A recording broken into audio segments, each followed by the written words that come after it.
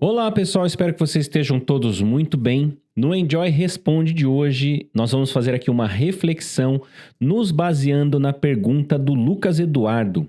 Ele fala o seguinte: Cauê, com tantas incertezas no mundo, no geral, com crise de acomodação financeira, ainda acha uma boa ideia sair do Brasil? O que você faria sendo solteiro ou casado? Qual passo tomaria diante dos atuais cenários que temos em diferentes países no mundo, com possibilidades de fazer intercâmbio ou até mesmo para emigrar? Qual caminho tomar?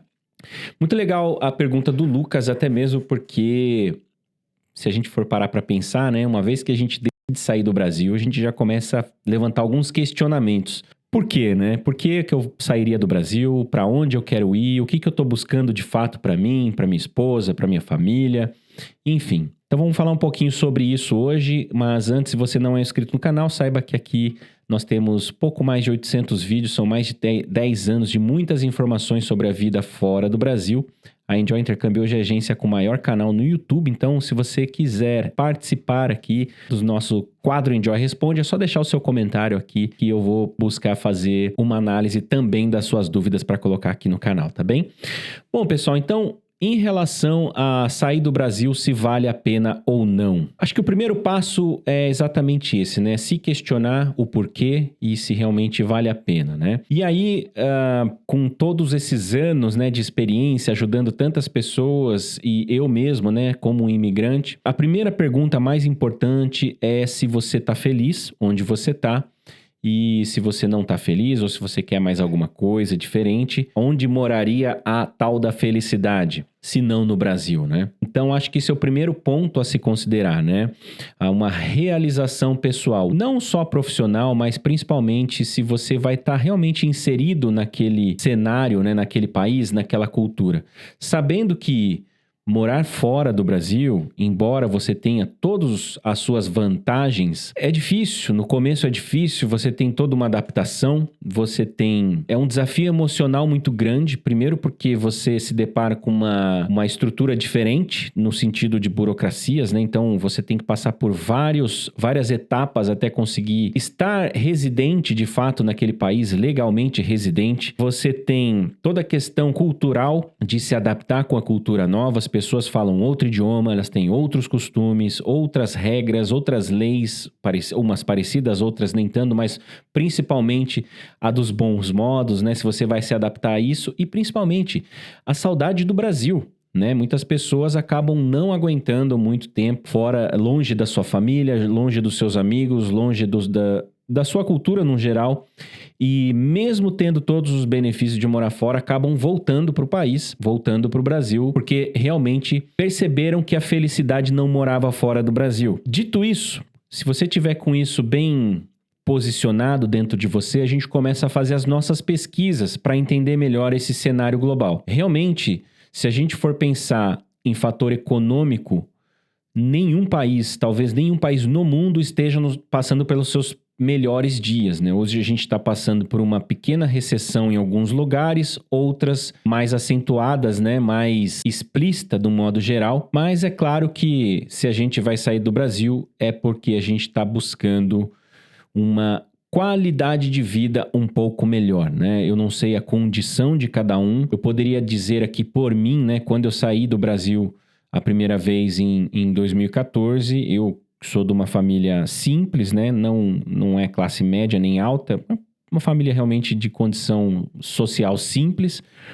Não tinha muito recurso financeiro, mas dei meus pulos, vendi tudo que eu tinha, juntei todo o dinheiro que eu podia para poder ir para a Irlanda, ter as minhas experiências como intercambista, aprender o idioma e tentar evoluir ali profissionalmente de alguma forma para se estabelecer no país. E naquela ocasião, eu não pensava muito da forma que eu penso hoje, né? Hoje eu sempre indico as pessoas tentarem olhar no ponto de vista de qualidade de vida. O que vai determinar qual vai ser o país da sua preferência, né? O país que você vai viver uma vida, você tem que ver o que está envolvido em qualidade de vida. Então, primeiro ponto eu colocaria no topo da lista, saúde. E aí a gente o Brasil já começa ganhando, né?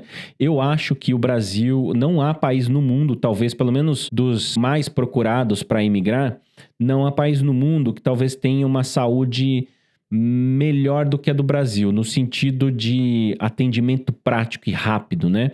A gente sabe que estruturalmente, talvez nem todas as prefeituras vão ter o melhor sistema de atendimento público, embora algumas cidades tenham algum sistema do SUS excelente, né? Meu pai, que está tratando de um câncer, ele teria gastado aí por baixo uns 200 mil reais, ele fez tudo de graça num excelente centro oncológico, né? Em Piracicaba, onde ele era deslocado de Rio Claro, ou seja, a van de Piracicaba ia buscar ele lá em Rio Claro de graça, levava, ele fazia rádio, químio, tinha todo o tratamento com profissionais de psicologia, nutrição e tudo mais, né? E não pagou nada por isso.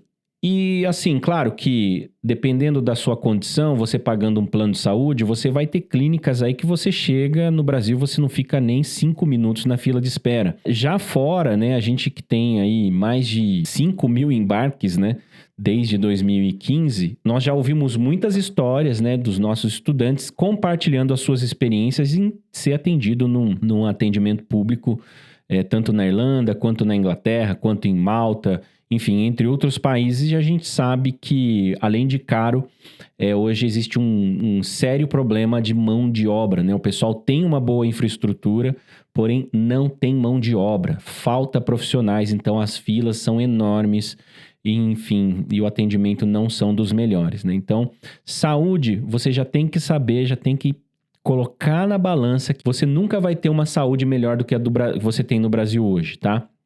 Aí vamos colocar lá o segundo ponto muitíssimo importante, educação. Então, hoje, se você é uma pessoa qualificada, né, talvez você já tenha passado por toda essa etapa, mas quem sabe você venha a ter filhos no futuro, né? Então, acho que a educação se torna aí um dos pontos primordiais a se analisar se vale a pena ou não, tá? Terceiro ponto mais importante da lista entre os itens de qualidade de vida, segurança, né? Então, nesse sentido, a gente acredita que a maioria dos países, né, entre Canadá, Reino Unido, vários países na Europa, Austrália, Nova Zelândia, vão aí sair disparado como países muito mais seguros, né? No sentido de você poder ter seus filhos brincando na rua, obviamente dependendo da cidade que você mora, né? Sem ter tanta preocupação assim, né? Eu já falei isso nos vídeos, uma das coisas que eu busco para os meus filhos é que eles tenham a mesma qualidade de vida que eu tive na minha infância nos anos 90 no Brasil, quando se trata de segurança. Nós que morávamos numa cidade de interior, nos anos 80, 90, as casas eram como na Europa, né? Não tinha muro, não tinha grade, não tinha câmera, simplesmente eu chegava da escola, pegava a bola, saía pra brincar, nem eu avisava onde eu tava. Meu pai já sabia que eu ia estar na rua de baixo, ou na de cima, ou na casa de um ou de outro. E chegava à noite em casa, todo sujo, né? E não tinha nenhum tipo de preocupação na época. Então, hoje já não dá mais para fazer isso no Brasil, na maior parte do país, né? Claro que em muitas cidades, em muitos países, hoje você tem esse tipo de tranquilidade. Outro ponto importante, né? Economia, né? A gente sabe que o real hoje, infelizmente, é uma das moedas mais desvalorizadas do mundo, né? E a gente sabe também que existe também uma crise econômica em muitos países, tem crise de acomodação, sim, né? Aí a gente tem que tentar entender o que a gente tem que colocar na balança nesse caso, né? Aonde está a pior crise, né? É no Brasil? É na Irlanda? É no Canadá? É na Austrália? É na Nova Zelândia, né? Aí você tem que ver o país que você vai. Então, assim, hoje em dia, no Brasil, infelizmente, não tem como comparar. Até mesmo porque na Austrália você gasta em dólar, mas você ganha em dólar. Na Europa você gasta em euro, mas você ganha em euro. E no Brasil você gasta em dólar e ganha em reais. Então, hoje no Brasil, tá mais do que claro que tudo tá atrelado ao dólar. Conforme o combustível vai ficando mais caro, né? Todo o resto vai ficar mais caro. A gasolina ficando mais cara, sobe o álcool, sobe o diesel. Subindo o diesel, sobe todos os produtos do supermercado. E aí tem toda aquela questão da inflação, né? Aí tem que fazer reajuste salarial para todo mundo e até para os empresários fica cada vez mais caro, os impostos sobem, né? Então hoje, viver no Brasil uma qualidade de vida mínima, assim, que você possa ter, você não precisa ficar se endividando para comprar as coisas, para comprar uma roupa, um sapato, um celular, um computador, uma ferramenta de trabalho, um carro, etc. A gente percebe que em outros países você continua não precisando fazer financiamento de tudo quanto é coisa, né? No Brasil a gente tem esse pequeno problema que há que ser considerado, né? A gente sabe que o salário médio, em geral, né, dos outros países são muito maiores do que o salário médio no Brasil, mesmo convertendo, né? Hoje o salário médio do Brasil é R$ 3.300. O salário médio na Irlanda é 3.300 euros. Porém, na Irlanda, você precisa trabalhar muito menos horas para você adquirir qualquer coisa, né? Eu fiz um comparativo, né? Para você comprar uma picanha no Brasil, uma peça de picanha, né? Aquela de 1 quilo, né? Custava R$ 89 na época quando eu fiz. Você teria que trabalhar, se eu não me engano, acho que 10 horas no Brasil, enquanto em qualquer outro país você trabalhava 1 hora, né? Se você faz essa comparação com o tipo de um alimento, imagina para um carro, né? Se você comprar um carro básico, um Polo, né? Que seria um carro básico no exterior, Volkswagen Polo, você trabalharia no Brasil aí coisa de 10 anos, enquanto qualquer outro país você trabalha 1 ano e pouquinho, e tá pago o carro à vista praticamente, né? E aí é claro que você vai ter vantagens, né, de morar no exterior, você vai precisar trabalhar muito menos para conseguir ter uma vida bacana, tá? Outro ponto importante que eu consideraria o clima, né? Então, a gente sabe que tem países como a Austrália, por exemplo, que tem um clima muito parecido com o nosso, né? Mais calor pro norte, mais frio pro sul, enfim. E aí tem os países da Europa, né? Como Inglaterra e Irlanda, né? Que são países frios no geral, né?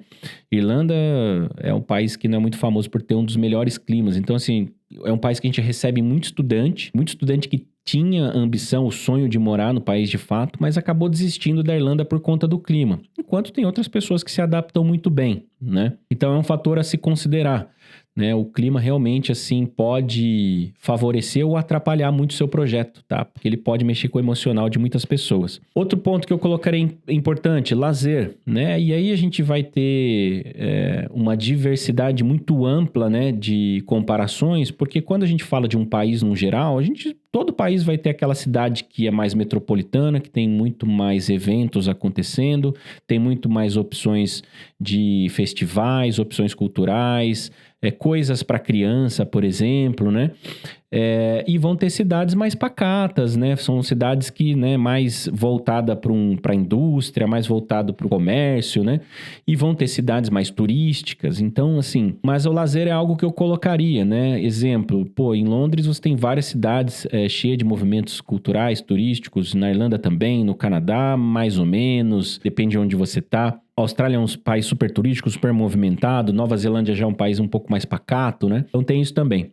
E claro, e muito importante, eu também colocaria por último aqui a aceitação de imigrantes, né?